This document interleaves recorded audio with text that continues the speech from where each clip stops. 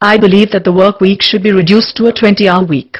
Why does the USA put such an importance on people working a full-time, sometimes two jobs? I can't count the number of times I have heard somebody brag about how many hours they are working away from home as if it is something to be proud of. People have their priorities wrong. Men are spending more time with the women they work with than with their own wives.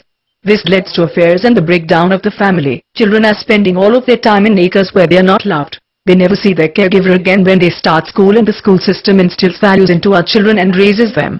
They are emotionally invested in people who are outside their family. People use work as an excuse not to do the right thing. Sunday is my only day to sleep in. I don't want to go to church. I was working all the time and didn't know he was molesting my child. I have to keep up my social life for my co-workers. I deserve these expensive clothes because I am not going to work for nothing. We can take out a loan on this expensive car because I work and will eventually be able to pay it off. We can't care for his parents because we are both working all the time. It is the daycare provider's fault that our son acts up. I didn't know. I was at work. I am too tired from work. In the early 1800s, people worked from the time they woke up until they went to sleep. FDR made changes and reduced the amount of hours needed to earn a living. We could do this again.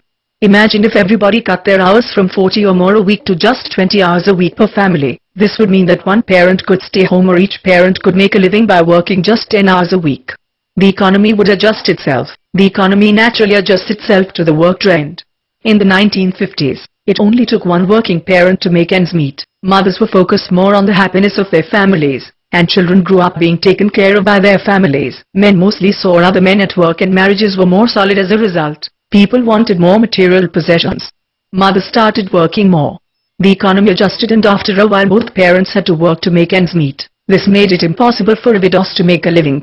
It made it nearly impossible for young adults to move out on their own. When illegal aliens came to the United States, they were used to living in large groups in close quarters. They made a good living because with so many adults in one home, a family member is always available to watch the children. If 3 adults in the household work, then this is an entire paycheck more than what a home where 2 parents work would have. If native families want to keep up, they have to divide the equivalency of another person's work hours between them.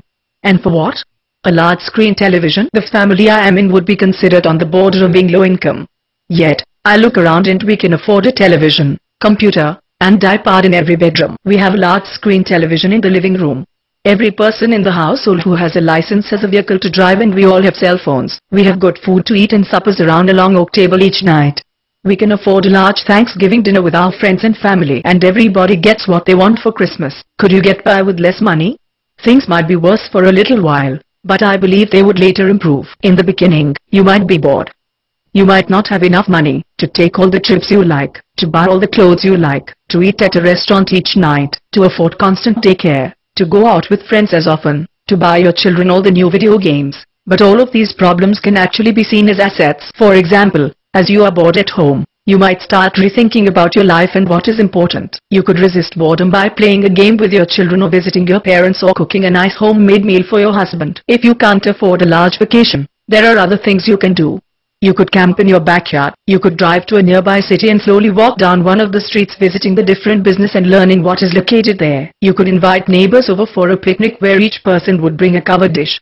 What if you cut down on the clothing you buy? You could still get affordable, nice-looking clothing at a second-hand store.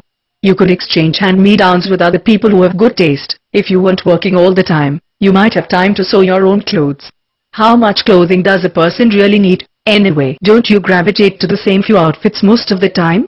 What if you ate at restaurants less? In the time it takes to drive to the restaurant and back, you could make a more nutritional, better tasting meal at home, and you could sit around the dining room table with your own family and have meaningful conversations. You could cook the meal together as an activity. What if you didn't hire daycare and spend more time with your children? That could be so good for you and the children. You could build memories. You would know firsthand what is going on with your children instead of hearing it from some professional. You could instill your own values into the child and shape who they are. You could get together with other parents and their children and have more control over which children are playing with your child and who is leading your children. What if you couldn't go out with friends? You can have just as much fun at home with friends.